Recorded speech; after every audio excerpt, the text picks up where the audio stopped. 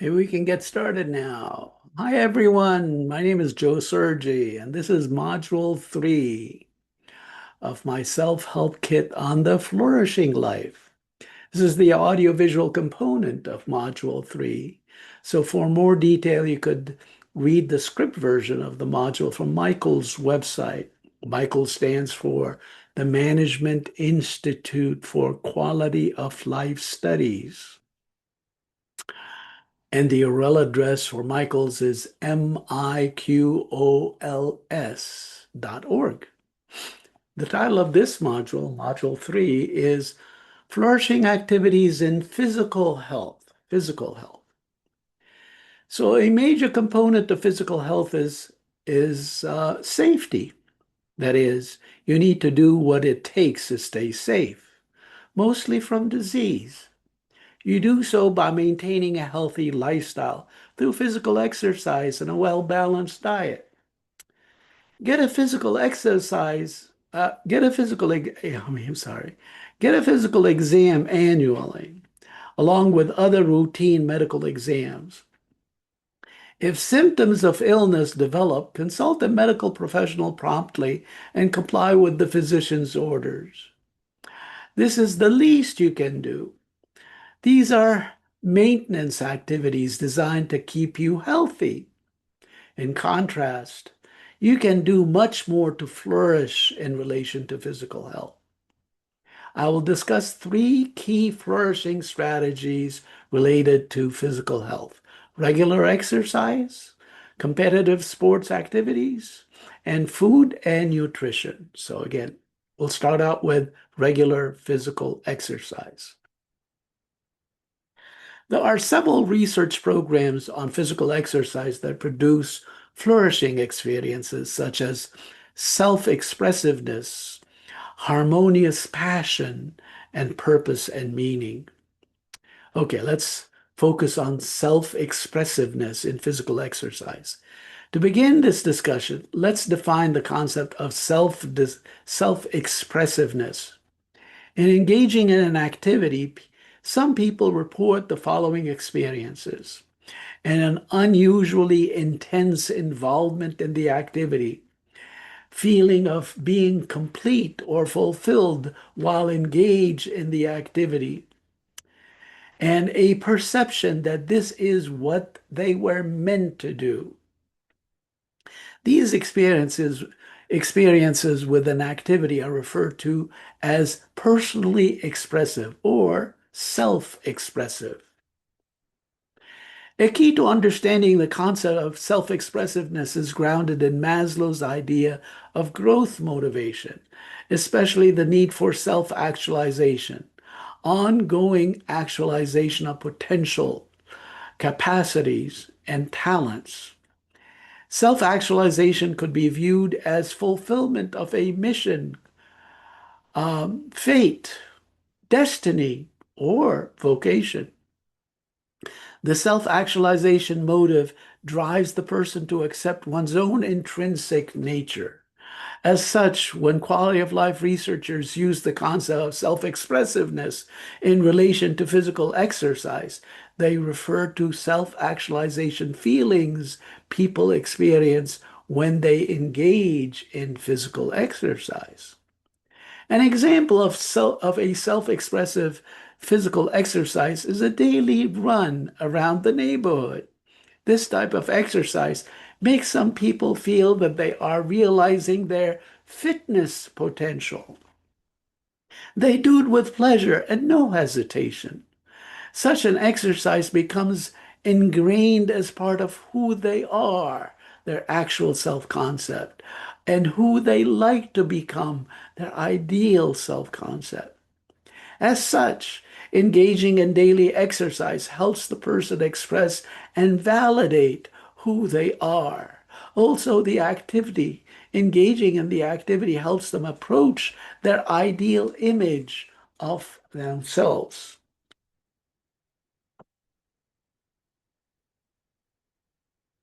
So, what advice do we take from the research on the self-expressiveness principle of physical exercise?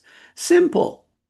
Engage in the type of exercise that expresses your actual self, the image you have of your true self, and your ideal self, the image of yourself who you would like to be. Let's now talk about harmonious passion in physical exercise. Passion is commonly defined as a strong inclination toward an activity that people like, find important, and invest time and energy in. Quality of life researchers distinguish between two types of passion: harmonious and obsessive. Harmonious passion reflects an autonomous internalization of an activity into the person's identity. In other words, those experiencing harmonious passion for physical exercise are in control of how and when they engage in it. In contrast, those who are driven by obsessive passion have an internal compulsion to engage in physical exercise, even when it's not appropriate, such as neglecting work or family. In other words, physical exercise goes beyond the person's self-control. That's obsessive.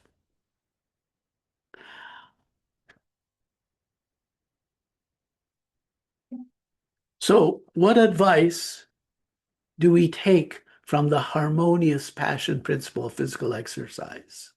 The advice is to engage in physical exercise to enhance your competence in mastering its mechanics, to engage regularly in physical exercise, and to do this autonomously. That is, don't do it because people expect you to do this. Do it because this is what you want to do. Also, engage in regular physical exercise with others, especially with friends and or family members, people you like and love. Doing so should make the exercise much more sustainable. Okay, well, let's now talk about purpose and meaning in physical exercise. The other day, I ran across a news bulletin when I was watching the evening CBS News. The news segment involved this woman who engages in a daily physical exercise routine, walking several miles around her neighborhood. At one point, she was significantly overweight. The reporter who interviewed her showed a woman in her 60s and who looked to be in good physical shape. The reporter asked her how she sustains her daily walking routine. The camera then focused on what she does on her daily walking tour. She picks up trash. She says that picking up trash gives her daily physical exercise purpose and meaning. She feels like she's doing something good for the neighborhood, keeping the neighborhood litter free. The idea of injecting purpose and meaning in physical exercise is supported by much research. That is, research has supported the notion that daily physical exercise among the elderly can be sustained by linking the exercise routine to feelings of purpose and being needed by others. Thus, habitual physical exercise helps build self-esteem, which in turn contributes to a fulfilling older age. So, what advice do we take from the purpose and meaning principles of physical exercise? The advice is to link the physical exercise routine to a social goal. Doing something that helps others, such as collecting litter in one's neighborhood. That is, volunteer to help others and link this mission with routine physical exercise. Let's now talk about competitive sports activities. There are several research programs examining how engaging in sports activities can promote eudaimonic well-being, including intrinsic motivation and flow. But let's focus on intrinsic motivation. If you want to know a little bit more about flow, read the script version of the module. So intrinsic motivation in sports activities. Consider the following measure, the sports motivation scale. The survey starts out with the following statement. Using the scale below, please indicate to what extent each of the following items corresponds to one of the reasons in which you are presently practicing your sport. Examples of survey items include, for the pleasure I feel in living exciting experiences. That's the goal. For the pleasure it gives me to know more about the sport that I practice. For the pleasure of discovering new training techniques. Because I feel a lot of personal satisfaction while mastering certain difficult training techniques. Because it is one of the best ways I've chosen to develop other aspects of myself. For the satisfaction I experience while I'm perfecting my abilities. Because it is a good way to learn lots of things which could be useful to me in other areas of my life. For the intense emotions that I feel while I'm doing the sport that I like. For the pleasure I feel while executing certain difficult movements. For the pleasure I feel while learning training techniques that I have never tried before. Because I like the feeling of being totally immersed in the activities. So again, these are the kinds of reasons that, again, link the engagement of a competitive sport with eudaimonic well-being.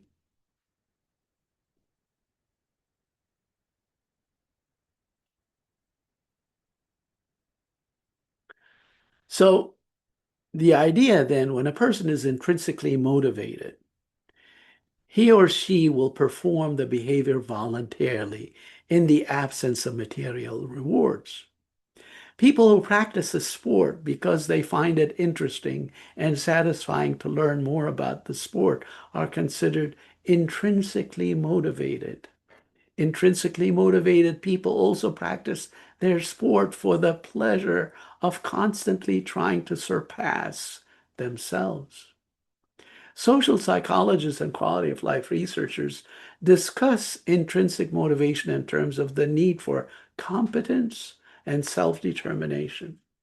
Researchers have shown that there are three types of intrinsic motivation related to um, sport activity. One is the need to know. The other one, the second, is the need to accomplish. And the third one is the need to experience stimulation. The need to know involves exploration, curiosity, and learning. People who engage in a sport activity motivated by the need to know tend to perform it for the pleasure and the satisfaction that they may experience while learning, exploring, or trying to understand its mechanics. For instance, athletes are intrinsically motivated to discover new training techniques for the sheer pleasure of learning and mastering the activity.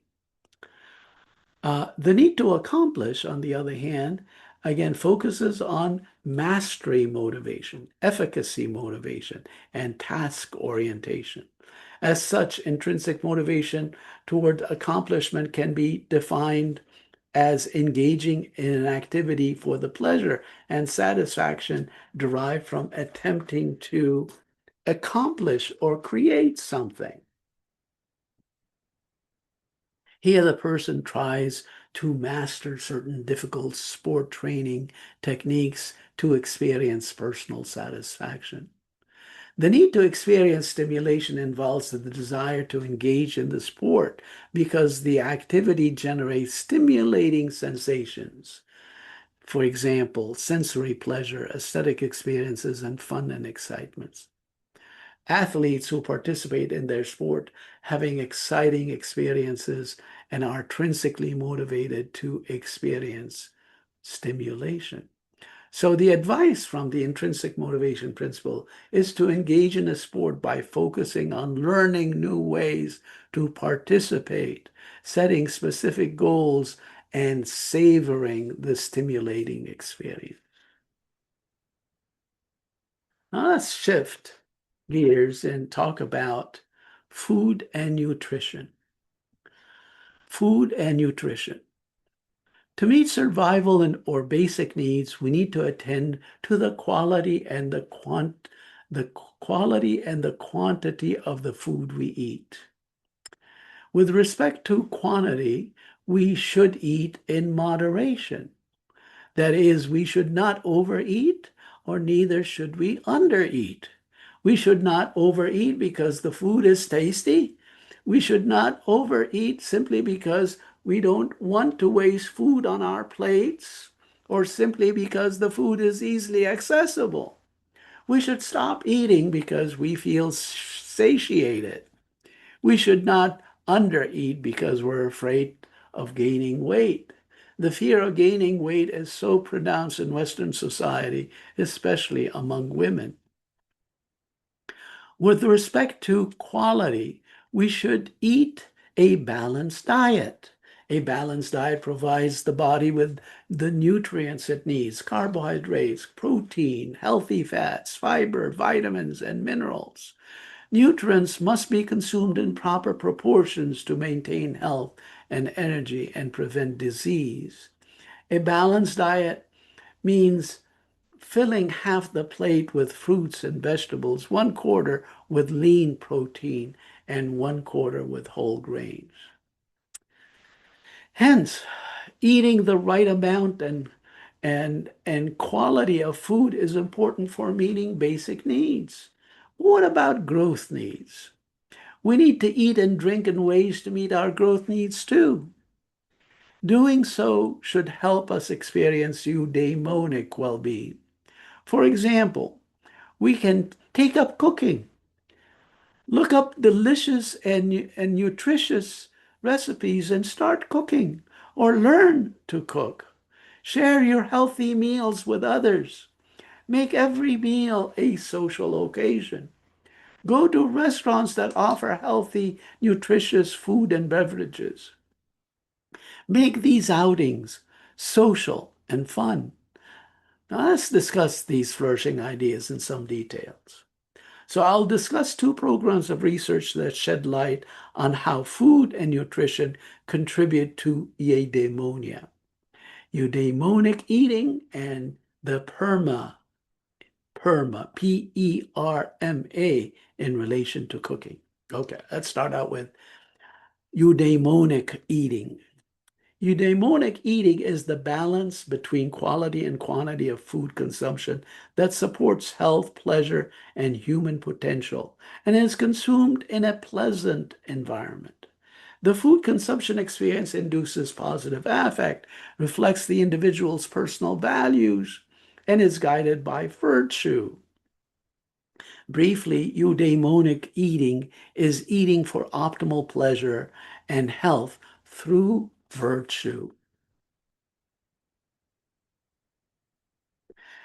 A particular model of eudaimonic eating includes immersion, sharing, and sensory process. Immersion refers to an intense focus akin to a state of flow in which an individual is deeply engaged in preparing a meal. Sharing involves the social benefit of being together with other people over a meal. The stronger the connection between individuals, the greater the social benefit and contribution to well-being. The sensory process involves the interplay between procuring, preparing, and eating food and our senses of sight, sound, touch, taste, touch, and smell. The highly sensory nature surrounding food can also elicit strong emotions and trigger memories. This model can be better understood using the three psychological needs that contribute to well-being: competence, autonomy, and relatedness. Competence with regard to food well-being may be expressed in as creativity in cooking and expressing one's identity and individuality in the kitchen. The psychological need for autonomy may be expressed as choosing the best diet consistent with an individual's values and preferences. The need for relatedness manifests in social bonds strengthened through shared meals. In sum, the model reflects meaningful self-fulfillment and growth through food preparation and consumption. So what advice can we extrapolate from the eudaimonic eating principle? To enhance your flourishing experience with food and nutrition, you should immerse yourself in meal preparation. You should share the experience of meal preparation as well as eating and drinking with others, especially your loved ones. And finally, you should savor the experience, especially the eating and drinking with all your senses: sight, sound, taste, touch, and smell. Okay, well, we're going to turn to another model, which is called the PERMA model in relation to cooking. Another model of eudaimonic eating is based on the popular PERMA model of well-being. PERMA stands for positive emotions, engagement, relationships, meaning, and achievement. Using the PERMA model, we can illustrate the various ways cooking can promote well-being. The first dimension of the model is positive emotion, is likely to be expressed through love, gratitude, and contentment. Increasing positive emotions around meal preparation may include expressing gratitude for fresh ingredients and effective cooking equipment, or perhaps perceiving cooking for someone as an act of love and generosity. Positive emotion can increase when engaging in creativity in the kitchen by preparing new and interesting dishes and challenging what often become cooking habits. This is especially true when the dish turns out well. The second dimension of the PERMA model is engagement.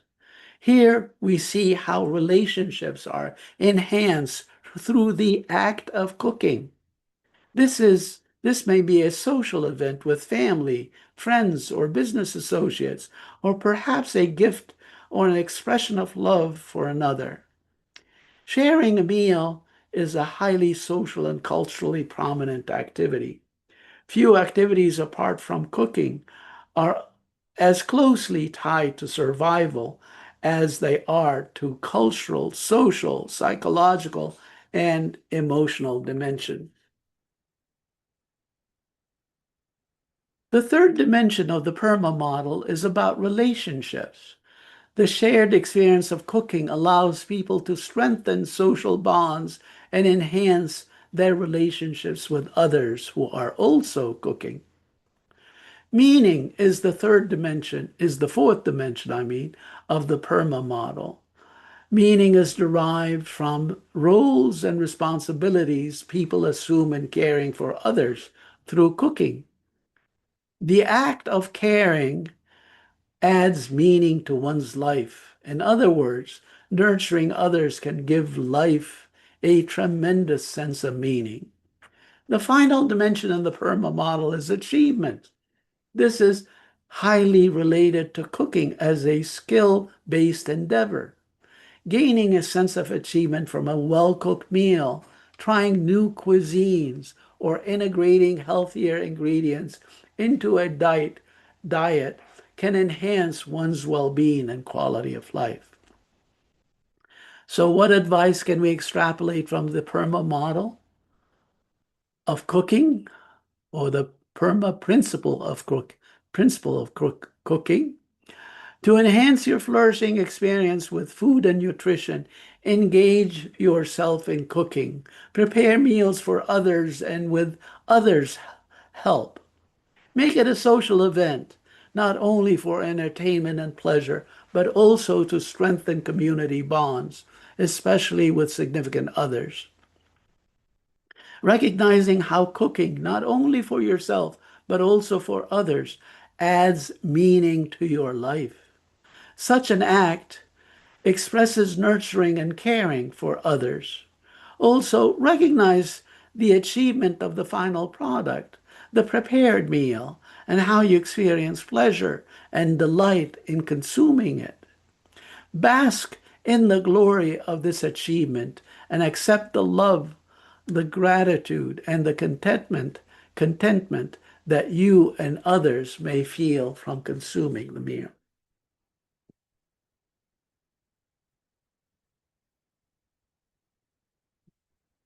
And that's it about flourishing activities in physical health. Again, we focused on regular exercise and competitive sports activities and food and nutrition. Okay, I'm going to say bye for now, and I will see you in the context of the next module.